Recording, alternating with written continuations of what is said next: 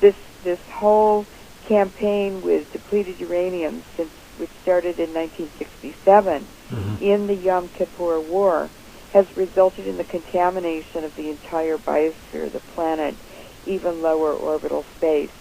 And when human cells are exposed to uranium or to any nanoparticles, those nanoparticles, which are 100 times, 1,000 times smaller than the diameter of a hair, they're smaller than viruses, they are in the nucleus of the human cell within 48 hours.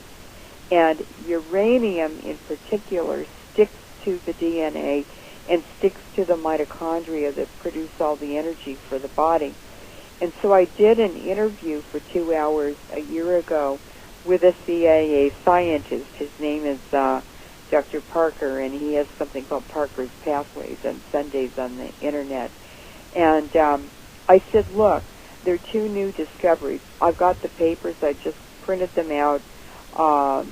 Dr. Parker, what is the application of this, the mobility of nanoparticles, and the fact they can be in the DNA in 48 hours? And the second discovery at UC Berkeley, which is the darkest of the dark of academia, they published a report that nanoparticles are antennas. They're transmitters and receivers. And the laboratory on the Berkeley campus that discovered this actually put a video of a nanoparticle receiving a song by radio frequency and then replaying it. And Dr. Parker said, Win Parker said, well, he kind of choked, and then he said, well, they are going to alter the chromosomes on the human DNA. And Bertrand Russell in the 1930s, I should say Earl Bertrand Russell. Let's get it straight there. From the landed gentry of England, a Scotsman, he stated very clearly in his lectures in Oxford that they plan to create 2 races of the human race. And one would be the rulers, as they are now, and the other would be to create slaves. Well, I believe it. I mean, you see it right here in the United States. They're creating a small, elite aristocracy, and then the rest, with a skeleton middle class left to interface with the lower classes. They're creating a 2-tier lower class. It's just human mush. Sure. It's nanoparticle goo. Well, it basically is ambulatory goo, you're right. Yeah, that's what it is. All right. Back in a minute.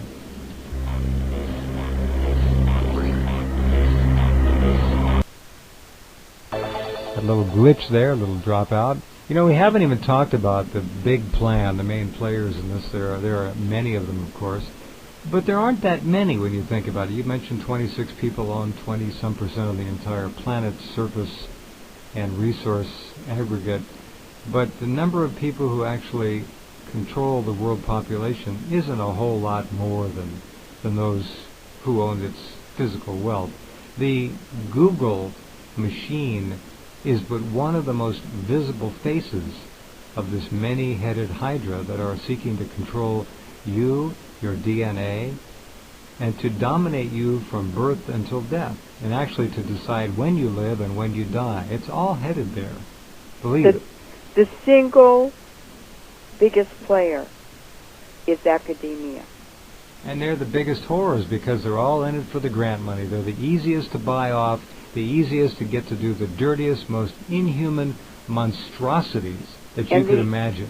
And the idiots who are the greedy owners of the earth don't have enough intelligence to develop these technologies. It's academia that has enabled them. Absolutely. Your friendly university and major college. Scientists, well-meaning, see them around your neighborhood, are doing the most dirty work imaginable, designing weapons of death. They say mass destruction. They're weapons of death, weapons of domination, subjugation. Do you know, we've talked about this for years. Do you have any idea, Leuren, how many top microbiologists now have been killed off in the last 10, 15 years who knew too much, who obviously were working on these programs, and it's close to 100 now, and these are the top. Oh, it's since 2002. It's not yeah. even 20 years. Right. All right. Well, I'm going back to the Marconi thing, but we can. Oh, say yeah. more No, forward. go back to that. That's all part of it. Yeah. Yeah, you're right. Yeah. Well, these like I remember. It's over 100. Sure, and these are the top people. Some of the top, the best. Dr. Don Wiley, murdered, stops his car on a bridge over a river and jumps over it. Come on, I had his sister on the program here as a guest, and she said, no chance. No chance. None. And what the categories of scientists that have been murdered were developing exotic energy technology, such as the Tesla technology. They were involved in, since 2002, especially in the development of different kinds of exotic weapons. There was a Jason scientist at the Livermore Nuclear Weapons Lab. The Jasons are the new generation of Manhattan Project scientists. So they're the golden boys of the scientific establishment. The priesthood is what it really is. But he developed a very, very advanced, very exotic weapon system at the Livermore Nuclear Weapons Lab. Then he was murdered, and guess where they buried him? They buried him in the Mason Cemetery in Livermore. Oh, jeez. The Masonic Cemetery. Yeah. So what they're doing, though, the really good news is that Mother Nature is going to kick them in the booty really, really hard. And when Mother Nature turns around and whacks you, you're vaporized into photons. You don't just land on your fanny on the street. And so what they've done is they are shooting satellites up in space. They have thrown space trash out into space off of the space station and the shuttles.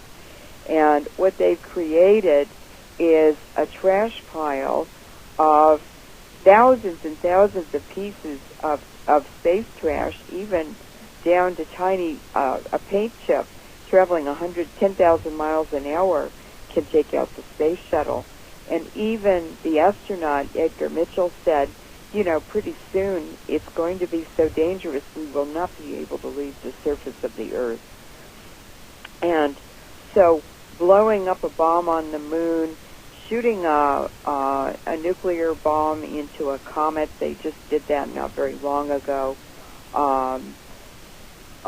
shooting weapons from space down on Earth. They have these depleted uranium rods from gods that are 16 feet long of solid uranium. I guess they want to take out ships and stuff. They're just going to have the biggest blowback from nature because it's going to absolutely destroy the human race. Right. These parasites, the rule in the biological world for parasites is that they never kill their host. But these parasites on planet Earth that we're talking about, the human parasites, are overreaching themselves. And they are planning to kill the host. They're planning to depopulate this planet by at least 2/3 of the population, 4 billion people. So, Jeff, their plan is grandiose and vast and far-reaching. But, Jeff, it will never succeed. The important thing is for all of us to carry on with our lives, to be positive, to live propelled by our spiritual energy, because nothing can touch us if we stay in the spirit world.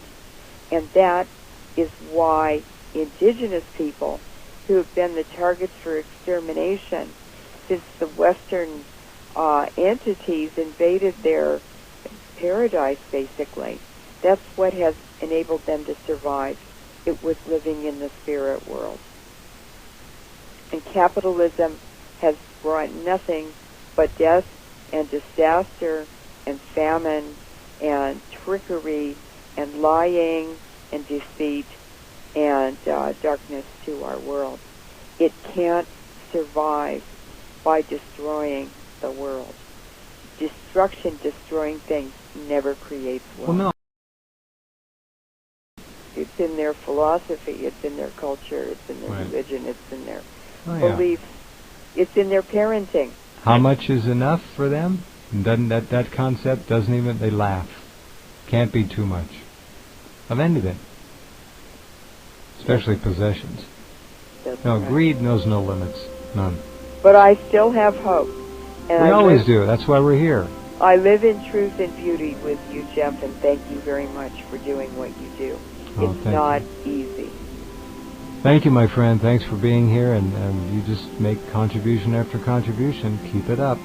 Thank you, Jeff. Okay. Good night. Good night.